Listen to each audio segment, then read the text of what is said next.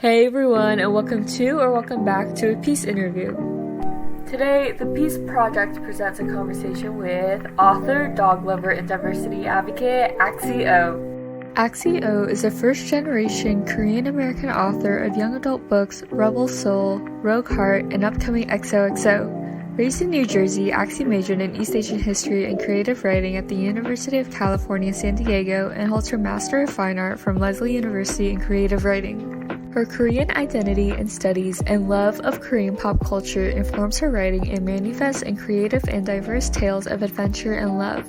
An advocate for AAPI and diverse authors, Axie's work continuously illustrates rich stories of culture that she hopes everyone can enjoy and relate to. Her other passions include stationery supplies, milk tea, and her dog Toro, whom she lives with in Las Vegas, Nevada. Join the conversation Axie has with Peace interviewer Sharon about her upcoming book release, their favorites in Korean pop culture, Asian representation in the media, and how it can affect one's perspective of culture and identity. In 3, 2, 1. Hi, Peace Project. My name's Sharon. I'm an interviewer here, and I'm really excited tonight to have with me Axie Oh, author of new book XOXO coming out in July, as well as author of the Rebel Seoul series. I'm a big fan. I think Koreans have this phrase, this saying, to be a successful fan, like meeting your idol or favorite star. And I think I'm being a very successful fan right now. So welcome, Axie Oh Jaka. Welcome. Do you want to tell us a little bit about yourself, and then we'll dive into some questions? Yeah. First of all, thank you so much, Sharon, for having me. I'm so happy to be here. I am a YA author. My debut novel was Rebel Seoul, Sharon said, and then the sequel, Rogue Heart. They're like sci-fi, mecha series, dystopia, featuring giant robots. And it's set in a futuristic alternate history Korea. And then my newest novel, XOXO, comes out in July, and it's a book about a girl, an American girl from LA who meets a boy in her uncle's noraebang, her uncle's karaoke bar, and they have a great time in LA, and then they kind of drift apart, and then she moves to Seoul and goes to school at an art school in Seoul, and the boy is there. He's a K-pop star, so it's really cute rom-com. And yeah, I'm Korean American, born in New York, raised in New Jersey, and I currently live in Las Vegas. Awesome. Basically Jenny's life, having grown up in LA and then moving to Seoul, it was like meeting, a K-pop star. It's like, how come that didn't happen to me? I was born in LA. I could have met K-pop stars, but it's fine. Neither here or there. So my first question for you is about kind of the settings of your book. So XOXO, Rebel Seoul, they take place in Seoul or in interpretations of Seoul. How do you think your diasporic Korean identity has really informed your stories and your writing? Yeah, what a great question. I think just starting from the beginning, when I was growing up, I consumed a lot of Korean media, even though I grew up in the US, but I consumed a lot of Korean media because my mom and my husband, my grandma would watch a lot of K-dramas. So I would just sit there and watch it with them. And then, I would find dramas of my own that I would watch and love, like some of the older dramas like Full House or Goong. I was obsessed with when I was younger. And then I also loved K-pop because my relatives listened to Korean music. I don't know if it was K-pop at the time, but they would buy me albums and they'd give it to me. So I grew up loving Korean culture and media, but it wasn't mainstream, right? It wasn't now we have BTS and mainstream Blackpink, mainstream K-pop in American media. But back then it was kind of I had to be secretive about it because a lot of my friends at school, they had no idea, or they wouldn't make fun of it, but they would just be not interested. And so it was just it was sort of my thing. So I grew up that way. And then, so one half of me loved Korean things. And the other half of me just loved books, loved reading. Like I was such a bookworm when I was young. But as you know, like all those books back then, none of them had any people of color, definitely no Korean authors or books. So I kind of, when I was first starting to write, actually the first books I ever wrote had white characters because that's all I knew, because that's all I read. And I didn't know that you could have like Korean characters. And then it kind of like there's a light bulb moment when We Need Diverse books started happening. And it was like, wait,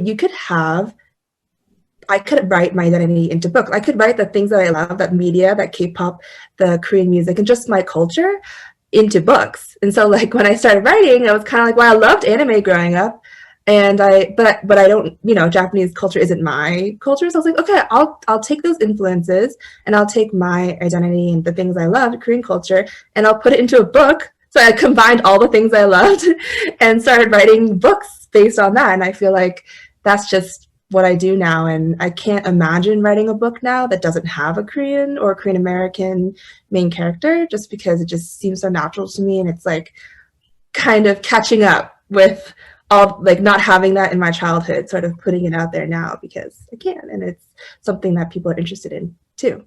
Right. It's so funny because just like a few years ago, the only Korean-ish character around was like in P.S. I Love You, like Lara Jean. Yeah, Lara Jean. The only one that I could think of. And then it's amazing to see this wave of authors like you, like Kat Jo, Frank Yoon, writing these like young coming of age stories of Korean Americans. I think it's great that that's available for people now. So speaking of Seoul and being Korean, did you have to do any kind of research for this book? Did you go to Seoul? Did you work with the cellist? Because Jenny, the main character, is a cellist. What helped you write this book?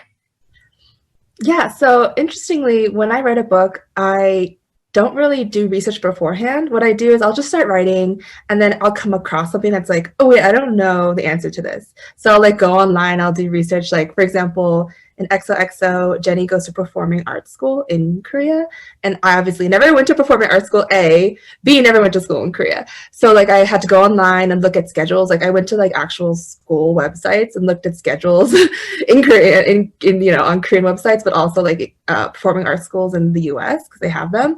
So I just like looked at all, I kind of like made my own perfect school, things like that, where it's like if I come upon something, then I'll like do the research for it.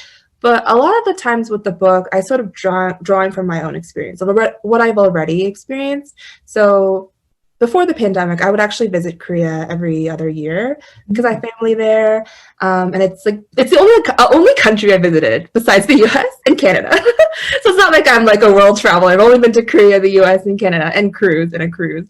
But yeah, so I would go there every other year. And so I kind of putting in the experiences I had into the book. So it was less research after the fact or during, and more what I had already experienced. Like for example, there's a scene in XOXO where Jenny goes to a concert in Seoul, and you probably know like the weekly concerts they have. They have like Inkigayo at SBS. They have like all these different like weekly concerts. And when I was growing up, he's like my distant relative. He was like a higher up at one of the big entertainment companies. Yeah. So when I went, he would get me backstage. So I would see like the entire show, like not even just like the show. I would see like them rehearse multiple times. I would see them rehearse the same dance over and over again. I would see them backstage. I mean, I never met any idols besides like, I think I met like a few ballad singers, like SG Wannabe. I have a picture with them.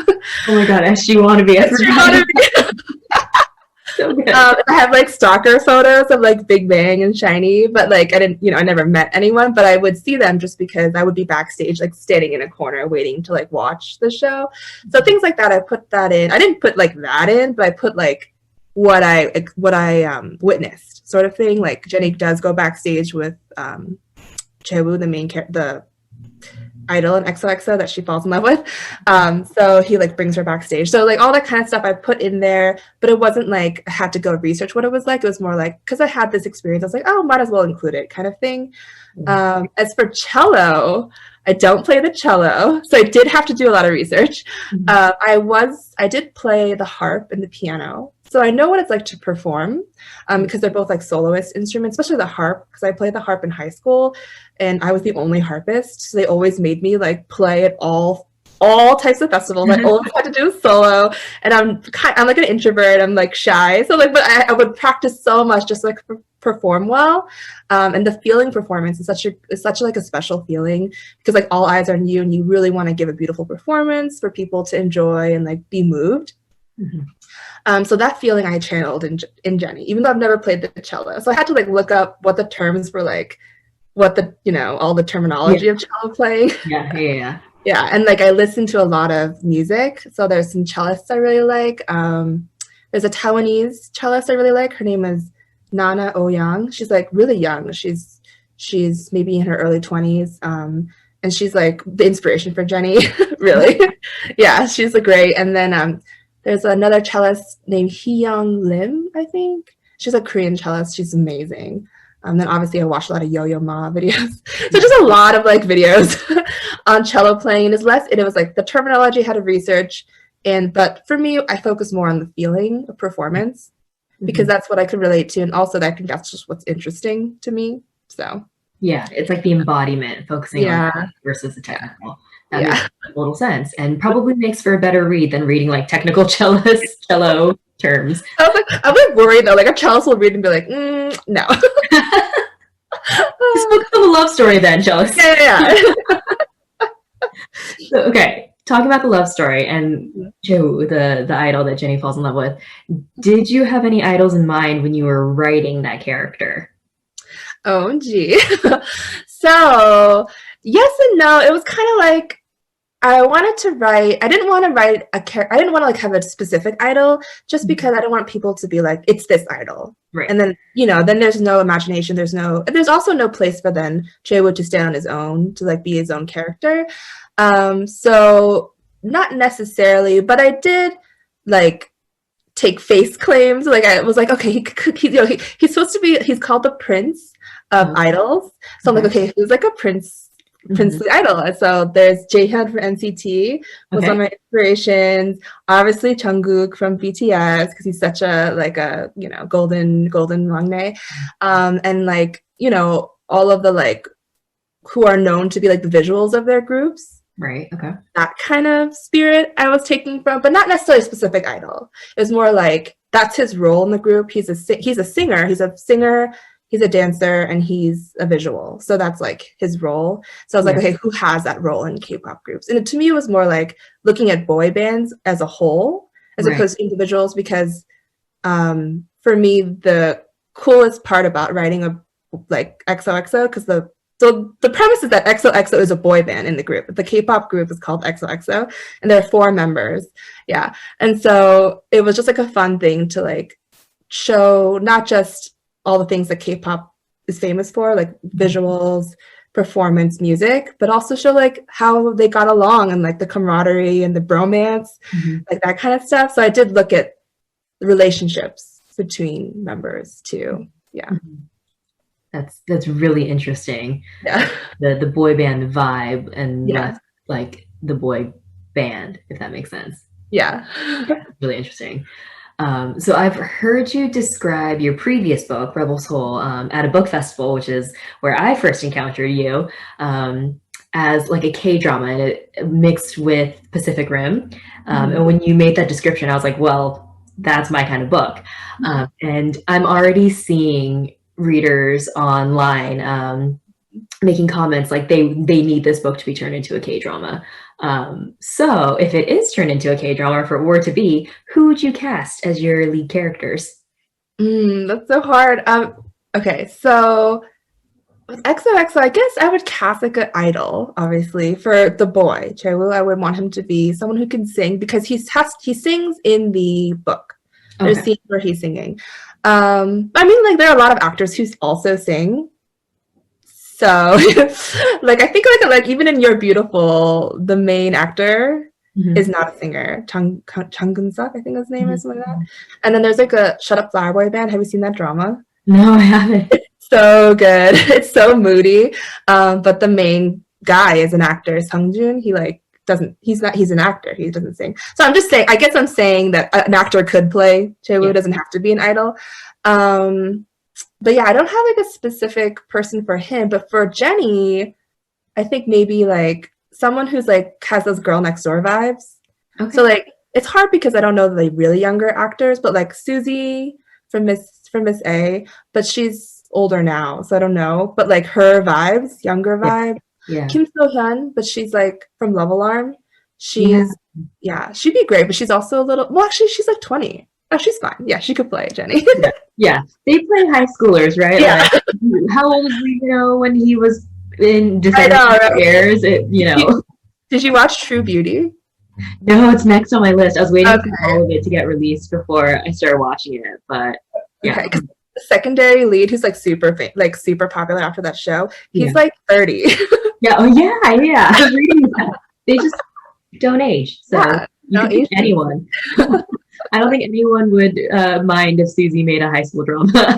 I wouldn't mind. Same. I miss Suzy. It's been a while since I've seen her in anything. So when your readers are done reading XOXO, what are you hoping they take away or feel about the book? I think XOXO has always been, like, I wrote it during the pandemic, and I wrote it in a way because I was missing Seoul because I couldn't visit, and I was missing traveling, and I just want readers to feel like they visited Seoul, they feel happy at the end of it. Like, it's a very happy book compared to Rebel Seoul and Rogue Heart, my debut, which are dystopia, which, is a whole different experience, which is, people want that too. It's like a K-drama. It's like True Beauty. Like, it's a happy book. Like, I want people to walk away feeling joy, feeling like, they had a really good time and just feeling good. Like, even it's like the song Butter by BTS. I think RM said in an interview, he was like, someone was like, what's the meaning behind it? He's like, there's no meaning. It's just a happy song. Like, it's supposed to make you feel good. It's a summer song. It's like that. It's like a summer romance kind of feeling. Yeah. The cover of this book too, by the way, for anyone who hasn't seen it, is gorgeous. Like the Hanok villages in the back, and it's so good. The artist is a Korean artist. Her name is Zipsy, I think, Zipcy. You can find her on Instagram. But yeah, she did such a good job. It's like so good. And then, it wraps around the book. And I think I'm actually not sure because I haven't seen the final book, but I think you can see the full Hanok in the final book. Like, you can see everything. Like, you can see the whole street. Like, I think it's like Chon Hanok Village kind of feel. I mean, I think that's the way she put it there. There's a specific place that you can go in Korea, like Chon Hanok Village, and I think like she put it there, which they don't go to. They don't go there in the book. But it's like great vibes, right? Like, vibes. If you've watched a K-drama, or if you've been to Seoul, it's like that's like a very striking neighborhood in Seoul. It reminds me of drama. What was it called? Like Personal Taste or Personal Preference. Oh, I love that drama. It reminds me of like how big of a deal it was to be in like the Hanok house. But anyways, getting distracted by fun dramas of the past. Yeah. So you talked about we need diverse books a little bit. How can we support diverse authors, AAPI authors in particular?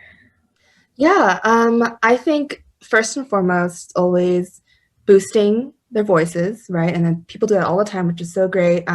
Obviously, pre-orders help the most because it shows the publisher that it's in demand, and therefore the publisher will put more backing behind it because they get the pre-orders and they're like, oh, it's getting interest, and so they'll do more marketing for it, or they'll buy more books by the author. So definitely, I feel like put your money in what you want, demand, and you don't necessarily have to pre-order. You can also just request your library to pre-order books, which is like a great way to support authors as well. And specifically for AAPI, I wanted to mention that there are lots of letters in AAPI. It's not just East Asians. We have to focus on the Pacific Islanders and South Asians. And yeah, I wanted to like shout out some books. Can I do that? Yeah, please. Yeah. Okay. So in June, a book is coming out by debut authors. They're twin sisters. Their names are Serene and Sasha Nanua, and their book is called Sisters of the Snake, and it's an Indian fantasy. And in August, there's a book coming out by Nafiza Azad called The Wild Ones, and she's a Fijian and Indian author, and it's a beautiful, beautiful book. It's YA. These are all YA novels. And then Makia Lucier has a book coming out called The Year of the Reaper, and it's she's from Guam. She's a Pacific Islander author. And so yeah, and I think that's really important because I feel like, especially with the past month that just happened, AAPI month, sometimes, you know, Pacific Islander and South Asian authors are overlooked. So I think it's important to like remember that we gotta support those authors, Mm-hmm. especially us East Asian authors, because we're all in it together. Mm-hmm. Definitely lift each other up. Yeah. Great stories like South Asian and Pacific Islander folk stories. I know a lot of YA authors adapt them, do retellings, and no, you're fine. They're just beautiful, and it's like great. So, do you have any advice, maybe, or words of wisdom for any aspiring AAPI authors? Yeah, I think that first of all, there's always room at the table. Like it's not like a one person represents all cultures sort of thing. Like I feel like it used to feel like that. Like they only would allow one at the table feeling, where it's like we're already publishing a K-pop novel. We're not going to publish anymore. Well, that's not true, because there's Lila Lee's novel. Cat Cho has one coming out. You know, Maringu, the tons of K-pop novels. Stephen Lee, K-pop Confidentials, excellent. So I feel like that's not a thing anymore. So definitely keep on trying, you know, and definitely don't think that, because I used to think that if you're writing about your culture, it's a niche genre, and then only people who are Korean are going to enjoy it. And I think that's not necessarily my fault that I thought that. I think it's because when I was trying to publish Rebel Seoul, for example, people were saying, "Oh, we have too many dystopia novels. We don't want yours." And at the time, I was like, "But do you have a dystopia novel set in Korea?" Like, I know, but they said, you know, that they just heard the word sci-fi, heard the word dystopia, and they're like, "Oh, we already have the Hunger Games. We already have Divergent. We don't need any more." And I think that was that sort of mindset. But now that's like totally not the mindset. I feel like the more unique you are, the more true to yourself you are in your stories, the more it will appeal to other readers, because they want that unique story, because that's how you reach people. That's how you connect with people in those moments where it's like even like for XOXO, I have moments where like Jenny's just putting on her house slippers and taking the rice out of the rice cooker. Every Korean will like know what that's like, and it'll feel like so heartwarming, right? And even non-Koreans will know what that's like, because they watch K-dramas, or just they have a similar thing in their culture, or it's just cool, like they don't know what that is, so they're like, "Oh, that's so interesting." They take off their shoes and they eat rice out of the rice cooker. You know, things like that. Like I feel like what's unique is what's special now, which I think is really important to know. You don't have to cater to what you think what people want. You can put what you want onto the page, and people will want it. Yeah, I think it's a really exciting time for the young adult genre. I'm a big young adult reader fan, and I have no qualifications whatsoever to say that this new era might be better than any of the other ones. But I'm personally excited. I would hope every era is better. Right? That is very true. Yeah. So I'm really excited to ask you this question, because I'm genuinely curious what your answer is. Not that I haven't been for the other ones, but this one I really am curious. So if you could have dinner with 3 current Hallyu stars, or K stars, Hallyu being the K wave, yeah, the term for that, who would it be and why? And where would you go? Oh my gosh, when I saw this question, I was like, this is so much fun, but it's so hard.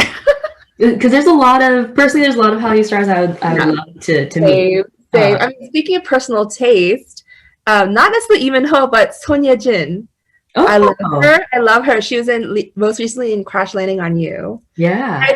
I just think she would be so warm to have dinner with. Like, she'd be so nice. She'd give me a hug, and like, she's been in the industry for a long time. Like, she was in the classic. Have you seen that? It's so good. It's like this beautiful movie about a mother and a daughter. Like, it takes place during the Korean War era for the mother, and then later in modern time at the time, which is like the 90s for the daughter.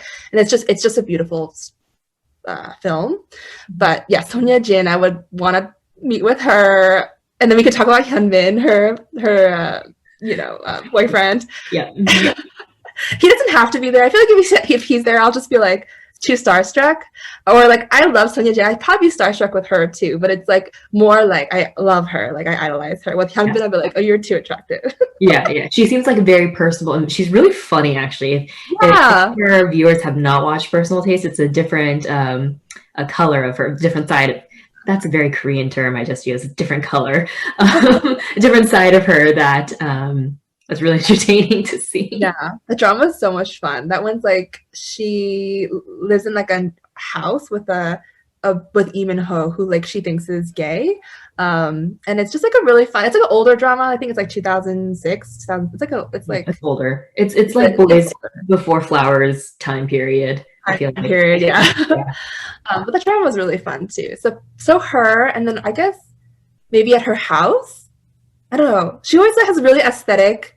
Like, I follow her on Instagram. She always has really aesthetic like scenery around. So maybe her house. I don't know. Okay. All right. So you got two more people you can invite to her house. Yeah. Okay. Let me think. Obviously RM. I feel like that's an obvious answer. Just because he's so great. He speaks English. He's not my bias in BTS. My bias is Jungkook. But I love RM. I respect him so much. I think he's like amazing and so smart. Obviously, like. Yeah. He is actually that smart, but also just such a nice guy. And I feel like I would be comfortable talking to him. There's some people I just can't meet because I can't talk to them. Yeah. It's like a don't meet your hero sort of thing. Yeah. I don't like I love G-Dragon from Big Bang. Like, he's like my original bias. But if I don't know if I could meet him. He's too cool. I'd be like, he'd probably be like, you're not cool enough for me. Yeah. I get it. I totally get it. And then I think the third person is like Hallyu on the other side is Steven Yeun from The Walking Dead, from Minari. I feel like he and I would get along really well. Like, I feel like we could have a great conversation. I've been a fan of his since The Walking Dead because I watched that show. So yeah, I feel like Son Ye-jin, RM, and Steven Yeun. I love this. Oh, and we all be at Son Ye-jin's house. Yeah. I feel like you kind of created this like amazing dream team to make XOXO into a drama or a movie. Like, Ye-jin and Steven could like get you hooked up with people who make movies, and then RM could do like the OST for it. Yeah. Let's make it happen.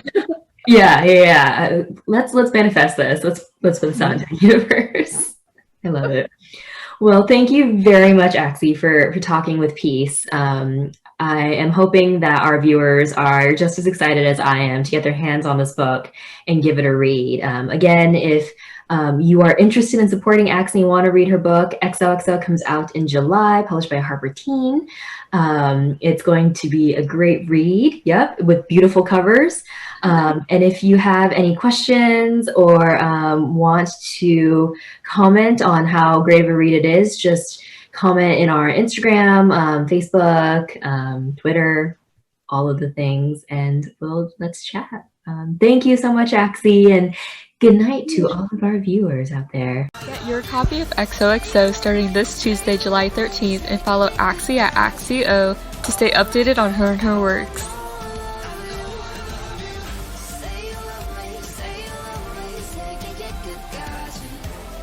Thanks for watching, and peace out.